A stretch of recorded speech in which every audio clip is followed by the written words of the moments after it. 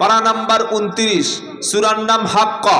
আল্লাহ বলছেন ওয়ালাউ তাকাওয়ালা আলাইনা বা'দাল আকাওয়িল, আমার নবী নিজের থেকে মন গড়া কথা, বানোয়াট কথা তৈরি করে যদি কোরআনের মধ্যে চালিয়ে দিত, লা আখাযনা মিনহু বিল ইয়ামিন, আমি মুহাম্মদ সাল্লাল্লাহু আলাইহি সাল্লামের ডান হাতকে চেপে ধরতাম, সুম্মা লা কাতাআনা মিনহুল ওয়াতিন, মুহাম্মদ সাল্লামের কণ্ঠকে, তার ধমনীকে, শিরাকে আমি টেনে ছিঁড়ে ফেলে দিতাম।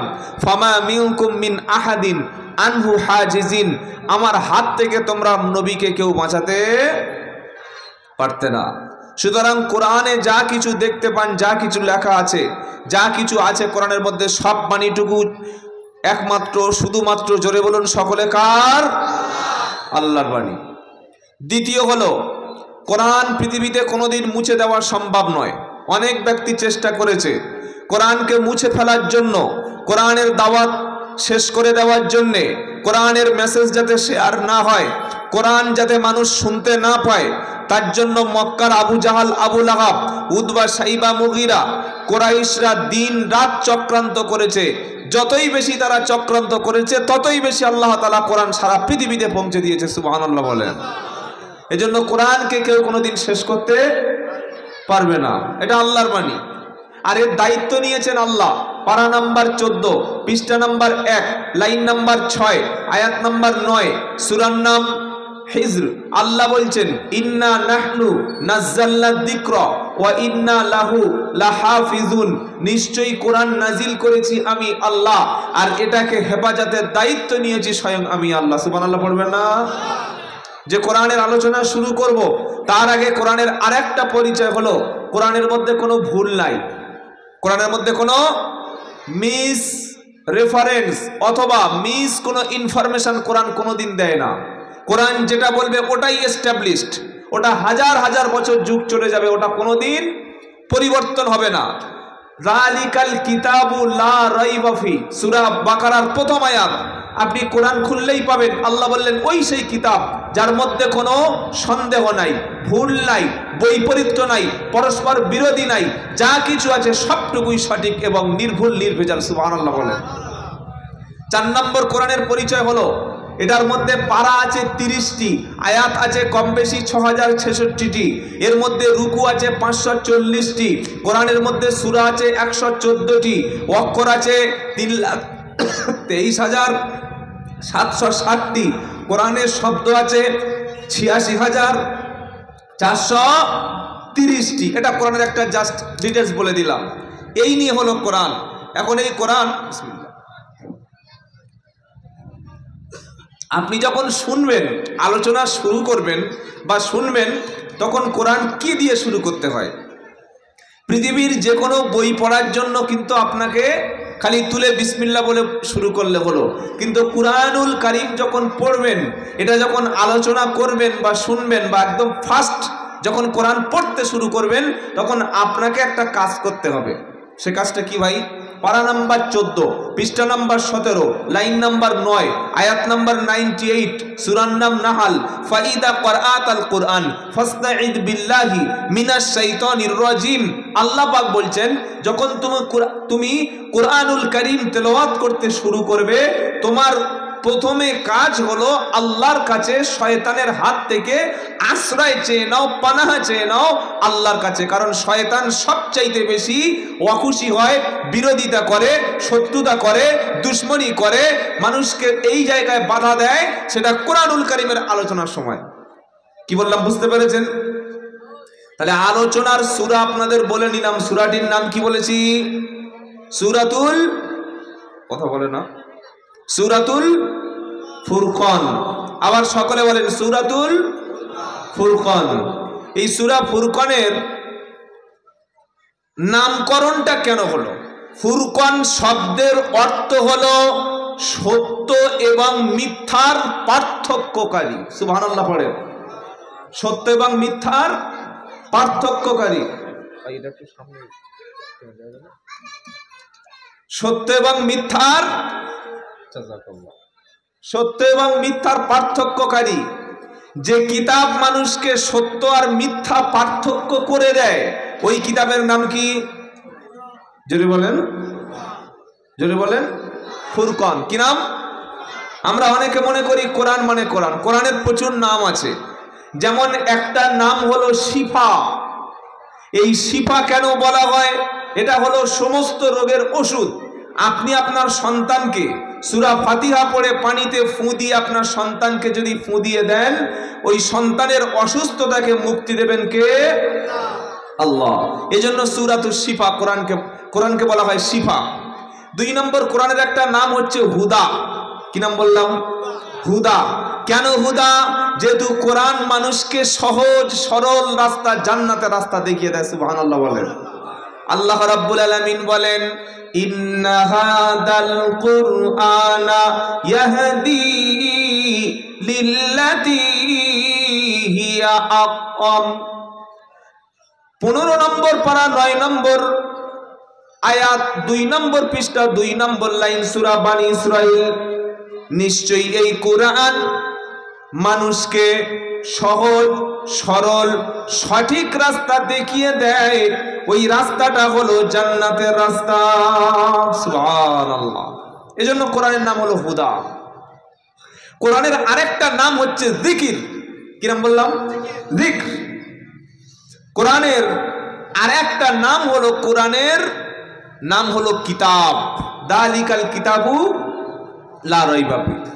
কোরআনের আরেকটি নাম হচ্ছে নূর। এটার নাম কি? নূর, আলো।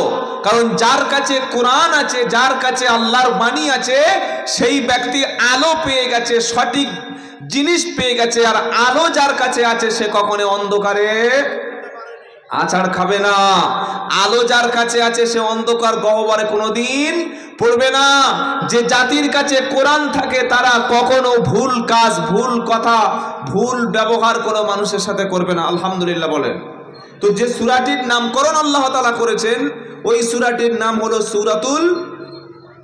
সূরাতুল ফুরকান। কি বললাম? সূরা ফুরকান। এই সূরা ফুরকানের মধ্যে আল্লাহ সুবহানাহু ওয়া তাআলা যে আলোচনা তিনি করছেন, সূরা ফুরকানের 64 নম্বর আয়াত থেকে আল্লাহ তাআলা আলোচনা শুরু করব ইনশাআল্লাহ তাআলা। সূরা ফুরকানের 64 নম্বর আয়াতে আল্লাহ তাআলা একজন ঈমানদার ব্যক্তি, একজন মুমিন ব্যক্তি, একজন খাঁটি আল্লাহর বান্দা, তার মধ্যে কি কি গুণগুলো থাকবে সেগুলো আল্লাহ তাআলা আলোচনা করেছেন। সুবহানাল্লাহ বলেন। কি আলোচনা বলেছি মনে আছে আপনাদের? মনে আছে? একজন ঈমানদার বান্দা, একজন আল্লাহর বান্দা, একজন ইবাদুর রহমান, রহমানের বান্দা, তার মধ্যে কি কি গুণ, কোয়ালিটি, বৈশিষ্ট্য থাকবে, সেই কথাগুলি সূরা ফুরকানের 64 নম্বর আয়াত থেকে 8-10টা আয়াতের মধ্যে আল্লাহ তাআলা একজন ঈমানদার বা একজন মুমিন বা একজন খাঁটি বান্দার বৈশিষ্ট্যগুলি তিনি আলোচনা করেছেন। সুবহানাল্লাহ বলবেন না? তাহলে আমরা কার আলোচনা শুনবো? খাঁটি ঈমানদার বান্দার, একজন ইবাদুর রহমান আল্লাহর বান্দার আলোচনা শুনবো ইনশাআল্লাহ বলেন। সকলে ইনশাআল্লাহ বলেন। চলুন আলোচনা শুরু করি। পড়ুন আমার সাথে। আউযু বিল্লাহি মিনাশ শাইতানির রাজিম। বিসমিল্লাহির রহমানির রহিম। বিতাড়িত মারদুদ শয়তানের হাত থেকে বাঁচার জন্যে আল্লাহর কাছে পানাহ চাই। পরম করুণাময় আল্লাহর নামে শুরু করছি, যিনি রহমান, যিনি রহিম। সুবহানাল্লাহ।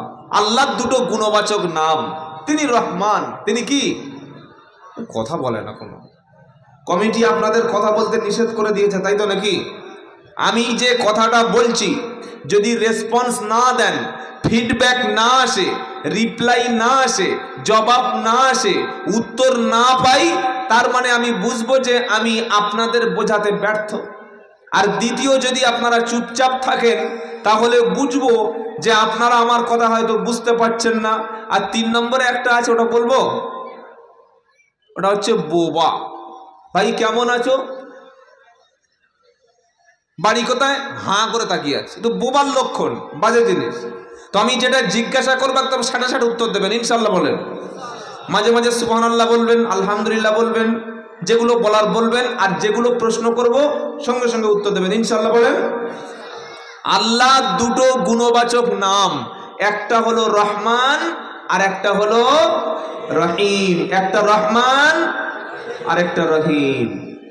তো সেই আল্লাহর নামই শুরু করছে। আল্লাহ পাক বলছেন একজন ইমানদার মুমিনের প্রথম কি গুণ থাকবে? দাড়ি, টুপি, পাঞ্জাবি, জুব্বা, হজ, জাকাত, কুরবানি, সালাম, মেসওয়াক, আতর, খুশবু, সুন্নাত না। একজন ইমানদারের মধ্যে প্রথম যে গুণটা থাকবে সেটা কি? আল্লাহ বলছেন ওয়া ইবাদুর রহমানিল্লাযীনা ইয়ামশুনা আলাল আরদি হাওনা ওয়া ইযা খাতাবাহুমুল জাহিলুনা ক্বালু সালামা। সুবহানাল্লাহ পড়েন। আল্লাহ পাক বলছেন আমার বান্দা, রহমানের বান্দা হলো তারা, আল্লাহর খাঁটি বান্দা হলো তারা, তারা জমিনে যখন চলাফেরা করবে তারা শান্তভাবে, নম্রভাবে, ভদ্রভাবে, ডিসিপ্লিন মেনটেন করে জমিনে চলবে। ইমানদার ব্যক্তির মধ্যে থাকবে নম্রতা এবং ভদ্রতা। সুবহানাল্লাহ পড়েন। ইমানদারের মধ্যে প্রথম কোয়ালিটি যেটা সবচাইতে মারাত্মক গুণ থাকবে সেটা হচ্ছে নরম, সফট, ভদ্র, পোলাইট। ইমানদার ব্যক্তি কখনো অভদ্র আচরণ করে না। ইমানদার সব সময় ভদ্র হয়। ইমানদার কোনোদিন অশালীন কথাবার্তা, অশালীন কাজ করব, তার ব্যবহার, রাস্তা থেকে যখন চলবে তার স্টাইলটা, তার তরিকাটা সম্পূর্ণ নম্র এবং ভদ্র হবে। একজন মানুষ দেখলেই বুঝতে পারবে ইনি একজন ইমানদার ব্যক্তি। সুবহানাল্লাহ বলেন। কারণ গরম বা অহংকার এটা মানুষের স্বভাব। কাইফা তাকফুরুনা বিল্লাহি ওয়া কুনতুম আমওয়াতান ফাআহইয়াকুম সুম্মা ইউমীতুকুম সুম্মা ইহয়ীকুম সুম্মা ইলাইহি তুরজাউন। প্রথম পারা সূরা বাকারার মধ্যে আল্লাহ বলছেন বান্দা তুমি তোমার আল্লাহকে কিভাবে অস্বীকার করছো, কিসের গরম দেখাচ্ছ, কিসের অহংকার দেখাচ্ছ? তোমরা সকলে ছিলে মৃত, আবার আমি আল্লাহ তোমাদেরকে জীবন দিলাম, আবার তোমাদেরকে মরণ হবে। সবার হবে না, আমার শুধু একার? সবার। প্রধানমন্ত্রীরও মরতে হবে, মুখ্যমন্ত্রীরও মরতে হবে। হবে কি হবে না? সবাইকে দুনিয়া ছেড়ে চলে যেতে হবে। তো আল্লাহ বলছে অহংকার কিসের করছো? আমরা যখন কোনো মানুষকে দাফন করতে যাই তখন একটাই কথা আমাদের মাথায় চলে আসে, মিনহা খালাকনাকুম ওয়া ফিহা নুঈদুকুম ওয়া মিনহা নুখরিজুকুম তারাতান। এটা কি দোয়া? তো এটা 16 নম্বর পারা 14 নম্বর পৃষ্ঠা 4 নম্বর লাইনের 55 নম্বর আয়াত সূরা তাহায় লেখা আছে। আল্লাহ পাক বলেন এই মাটি থেকে তোমাদেরকে বানালাম, এই মাটি থেকে তোমাদেরকে সৃষ্টি করেছি, এই মাটির মধ্যে তোমাকে দাফন করা হচ্ছে, আবার কিয়ামতের দিন তোমাকে মাটি থেকে তুলব। যত অহংকার, যত গর্ব, যা কিছু সব মাটির মধ্যে শেষ হয়ে যাবে, কিচ্ছু থাকবে না ভাই। এই জন্য একজন মুমিনের মধ্যে প্রথম যে গুণটা সেটা অহংকার মুক্ত জীবনযাপন। সুবহানাল্লাহ পড়ে। আল্লাহ পাক আরো বলছেন তুমি কিসের অহংকার করছো? ওয়াল্লাহু আখরাজাকুম মিন বুতুনি উম্মাহাতিকুম লা তা'লামুনা শাইয়্যা। 14 নম্বর পারা 12 নম্বর পৃষ্ঠা 12 নম্বর লাইনের 78 নম্বর আয়াত সূরার নাম নাহাল। আল্লাহ বলছেন দুনিয়াতে এসে তুমি শিক্ষার অহংকার দেখাচ্ছ, ভাষার অহংকার দেখাচ্ছ, একটু ইংলিশ কথা বলতে পারো অথবা ইন্টারন্যাশনাল ল্যাঙ্গুয়েজ তুমি তোমার স্পোকিংটা ইংলিশে হয়ে গেছে, তাই তুমি মানুষকে ঘৃণা করছো।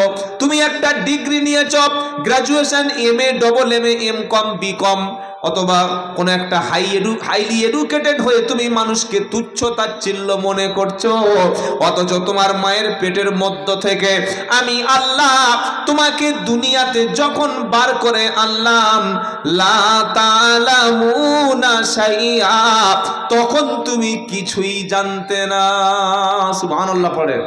যেদিন আমরা পৃথিবীতে এসেছিলাম না জানতাম আরবি, না জানতাম বাংলা, না জানতাম ইংলিশ, না আমার কোনো ভাষা ছিল না, আমার কোনো ল্যাঙ্গুয়েজ ছিল না, আমার কোনো রকমের কোনো শব্দই ছিল না, খালি মা বা মা বলে কেঁদেছি। একটা এমন ভাষা বলেছি যেটা পৃথিবীর কেউ বোঝে না। কি গো, ওই ভাষাটাই ছিল আমার জন্মের পরে। তাই আল্লাহ তাআলা বলছেন তুমি এখন লেখাপড়া শিখে জ্ঞান অর্জন করে শিক্ষা অর্জন করে তুমি অহংকার করো না। একটা স্কুলের হেডমাস্টার, তিনি স্কুল থেকে ছুটি দিয়েছে, বাচ্চাদের বাড়ি চলে যাবেন। এই যে চৌমাথাটা কি হোসনাবাদ না কি জানো, হোসনাবাদ চৌমাথা বাস স্ট্যান্ড, ওখানে গিয়ে একজন টোটো দাঁড়িয়ে আছে, উনি যাবেন মেদিনীপুর টাউনে বা আপনার ওই ব্রিজের কাছে যাবে। তখন স্কুলের মাস্টার, যিনি হেডমাস্টার যিনি ছিলেন, তার বয়স হলো প্রায় 42 আর যিনি রিক্সা বা টোটো বা অটো নিয়ে দাঁড়িয়ে আছেন তার বয়স 65+। তাহলে বড়কে বয়সের দিক থেকে রিক্সাওয়ালা, টোটোওয়ালা। এখন এই যে হেডমাস্টার বলছে এই টোটো, এই রিক্সা, এই এদিকে এদিকে। এবার টোটো চলে এসছে, জানে 10 টাকা 5 টাকা যা হয়। কি গো, হ্যাঁ। তো এসে বলছে স্যার কিছু বলবেন? আরে কোথায় যাবি? আপনি কোথায় যাবেন? বলে আমি যাবো ওই ব্রিজের কাছে। বলে চল। একজন 42 বা 35 বছরের একজন শিক্ষিত ব্যক্তি বা মাস্টার, তিনি যদি 65 বছর একজন বয়স্ক মানুষের সাথে তুই বলে কথা বলে, কোথায় যাবি বলে কথা বলে, এখানে লেখাপড়া শিখে জ্ঞান অর্জন করে ডিগ্রি নিয়ে উনি এডুকেটেড হয়ে, তার মধ্যে কি কোনো শিক্ষার কিছু পাওয়া গেল? হ্যাঁ বা না বলুন। আমি এসে শুনছিলাম যে আলোচনা হচ্ছিল যে শিক্ষাই জাতির মেরুদণ্ড, শিক্ষাই জাতির, জোরে বলেন, সকলে একসাথে বলেন, শিক্ষাই জাতির মেরুদণ্ড। যে শিক্ষা মানুষকে উলঙ্গ করে, যে শিক্ষা মানুষকে মদ খাওয়ায়, যে শিক্ষা অর্জন করার পরে মানুষ পরের স্ত্রী নিয়ে হোটেলে যায়, যে শিক্ষা অর্জন করার পরে মানুষ বিয়ার কিনে খায়, যে শিক্ষা অর্জন করার পরে সিগারেট প্রকাশ্য পান করে, যে শিক্ষা অর্জন করার পরে শিক্ষিত মানুষ ঘুষ দিয়ে চাকরি করে, যে শিক্ষা অর্জন করার পরে অফিসে বসে, সরকারি অফিসে বসে লক্ষ টাকা ছাড়া একটা সিগনেচার করে না, ওই রকম বিডিও, ওই রকম এসডিও, ওই রকম একজন শিক্ষিত হাইলি এডুকেটেড ব্যক্তি, উনি কি জাতির মেরুদণ্ড না উনি জাতির মৃত্যুদণ্ড? কি বলছি বুঝতে পারছেন না? আপনি যে কোনো সরকারি জায়গায় যান, ঘুষ ছাড়া, ডোনেশন ছাড়া কোনো কাজ হবে না।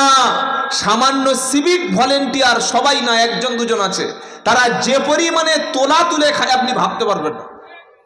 কি এই শিকার আমার কি দরকার আছে? একজন আলেম মানুষ, একজন নামাজি ব্যক্তি তার স্ত্রীকে রাস্তা থেকে নিয়ে যাচ্ছে হিজাব পরিয়ে, সালোয়ার কামিজ পরিয়ে, পুরো শরীরটা ঢেকে। আর একজন ইংলিশ অনার্স করা ব্যক্তি স্কুলে চাকরি করেন, তিনি তার স্ত্রীকে এমন ড্রেস পরিয়ে আজকের স্কুলে নিয়ে গেছে, স্কুলের স্টাফদের গাল থেকে ঝরঝর করে লাল ঝরছে। এই হাসছে দেখুন, এ কি শিক্ষা? এটা কি শিক্ষার, এই কি শিক্ষার মেরুদণ্ড? শিক্ষা মানুষকে নমনীয় করে, শিক্ষা মানুষকে ভদ্রতা শেখায়, শিক্ষা মানুষকে আচরণ পাল্টে দেয়। যে শিক্ষা আমাদের স্বভাব পরিবর্তন করে না, যে শিক্ষা আমাদের চরিত্র পরিবর্তন করে না, যে শিক্ষা আমাদের মানুষ হতে শেখায় না, ওটা শিক্ষা না। লেখাপড়া শিখে চাকরি পেয়ে উনি থাকেন কলকাতায়, উনি থাকেন বর্ধমানে, উনি থাকেন মেদিনীপুর টাউনে, উনি থাকেন গুজরাটে, বিশাল ফ্ল্যাট নিয়ে থাকে, আর বাড়িতে বাবা আর মা ভিক্ষা করে খায়। এটা শিক্ষা? এটা শিক্ষা? এই শিক্ষার কোনো দাম অন্তত আমরা দেখতে পাচ্ছি না। তো আল্লাহ বলছেন তুমি শিক্ষার কিসের অহংকার করবে? তুমি যেদিন মায়ের পেট থেকে বার হয়েছিলে সেদিন তোমার মুখে কোনো ভাষা ছিল না। ভাষা দিয়েছেন কে? জোরে বলেন আল্লাহ। আল্লাহ পাক আরো বলেন, ওয়ালা তামশি ফিল আরদি মারহা ইন্নাকা লান তাখরিকাল আরদা ওয়ালান তাবলুগাল জিবালা তুলা। 15 নম্বর পারা 4 নম্বর পৃষ্ঠায় 11 নম্বর লাইনে 37 নম্বর আয়াত সূরা বানী ইসরাইল। আল্লাহ বলছেন তুমি পয়সা অর্জন করেছো, জ্ঞান অর্জন করেছো, আমার জমিনের উপরে যেন তুমি অহংকারে পা ফেলো না। আমার জমিনের উপরে অহংকার করে পা ফেলে তুমি আমার জমিন ধসিয়ে দিতে পারবে না।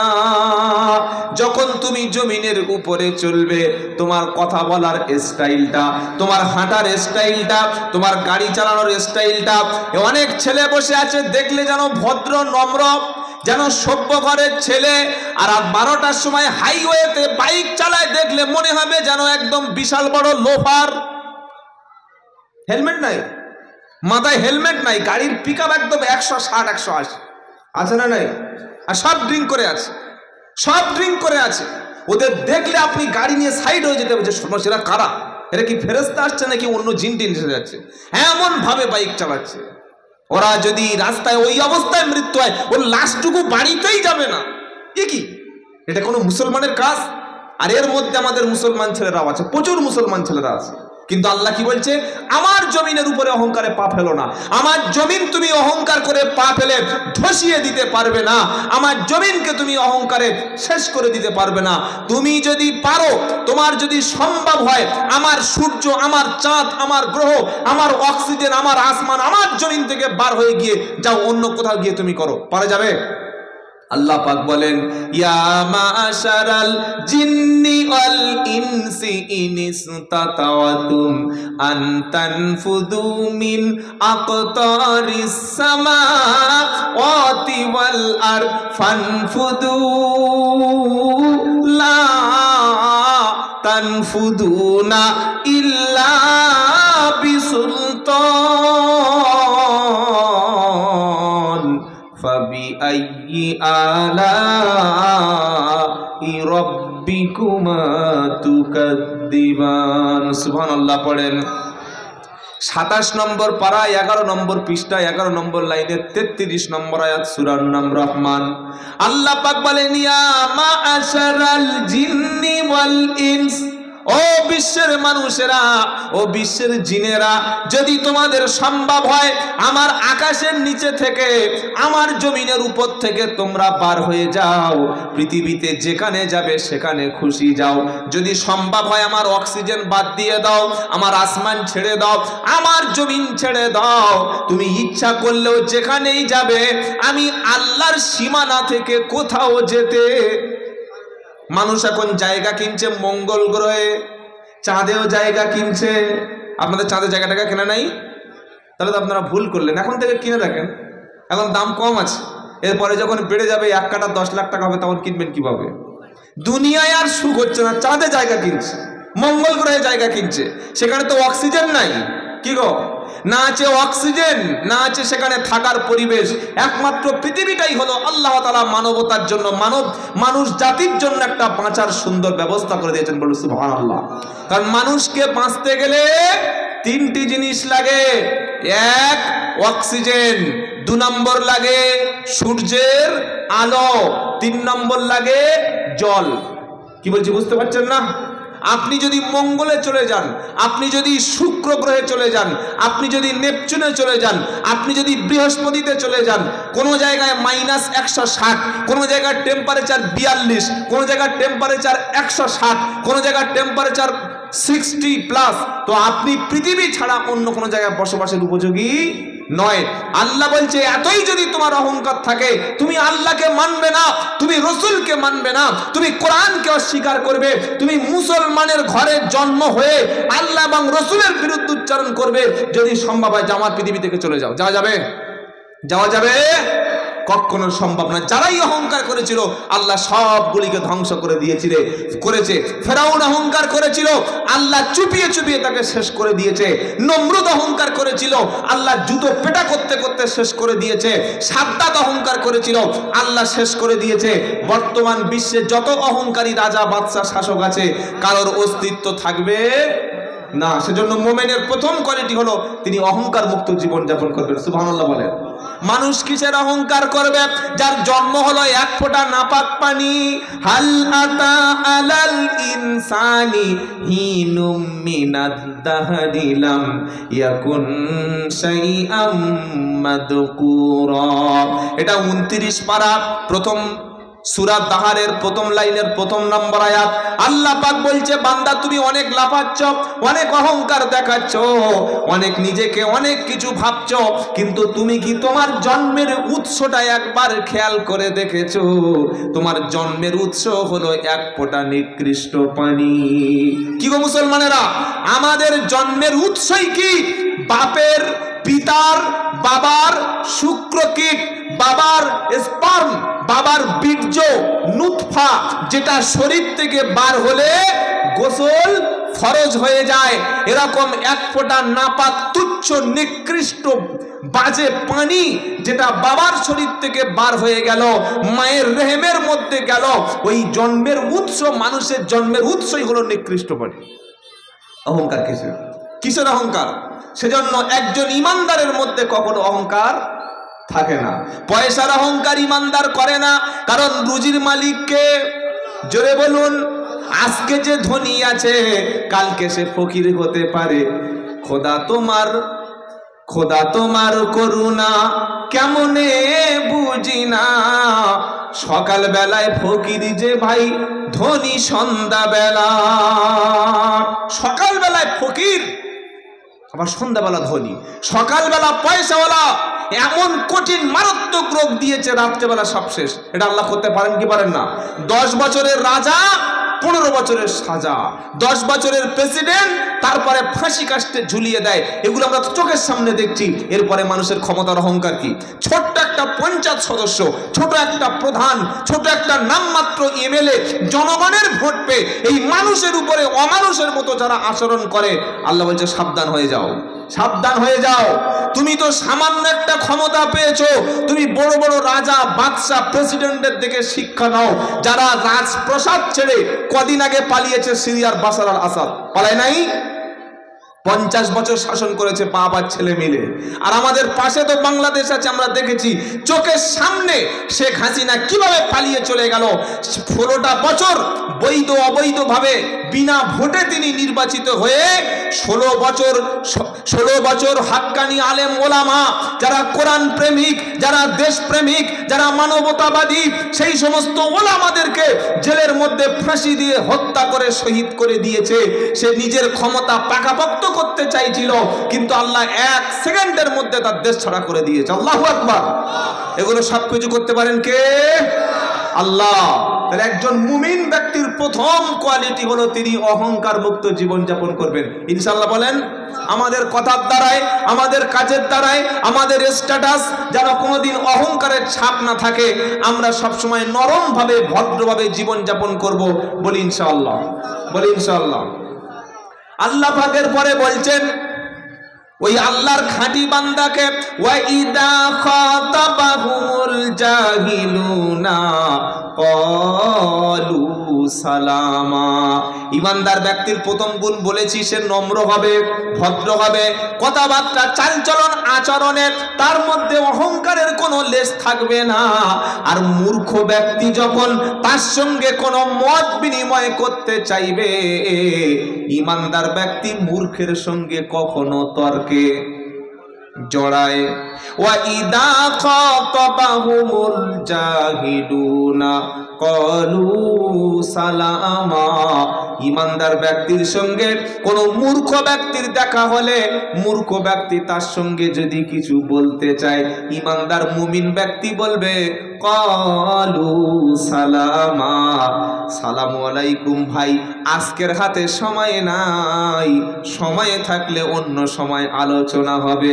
মনে থাকবে ইনশাআল্লাহ, মনে থাকবে।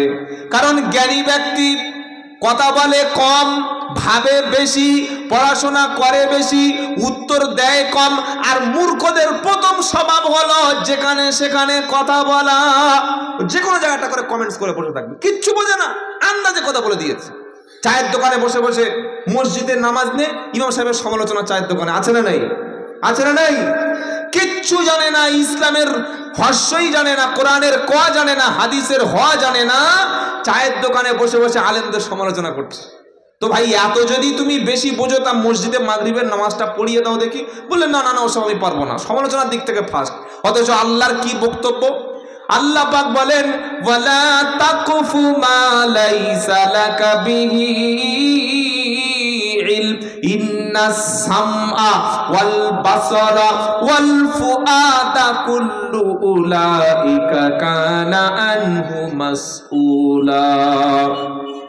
এটা 15 নম্বর পারা 4 নম্বর পৃষ্ঠা 6 নম্বর লাইন সূরা বনী ইসরাঈলের মধ্যে পেয়ে যাবেন।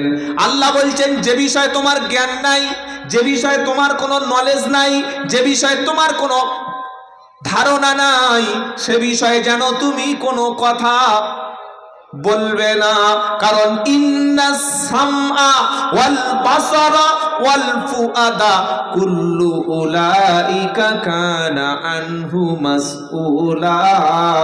তুমি কান দিয়ে যেটা শুনছো, চোখ দিয়ে যেটা তুমি দেখছো, অন্তর দিয়ে যেটা তুমি ভাবছো, সবকিছু বিষয়ে আল্লাহর কাছে জিজ্ঞাসা করা হবে।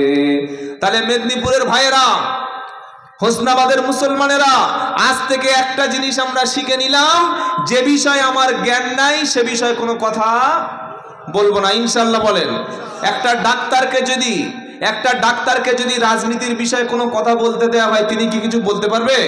পারবে না।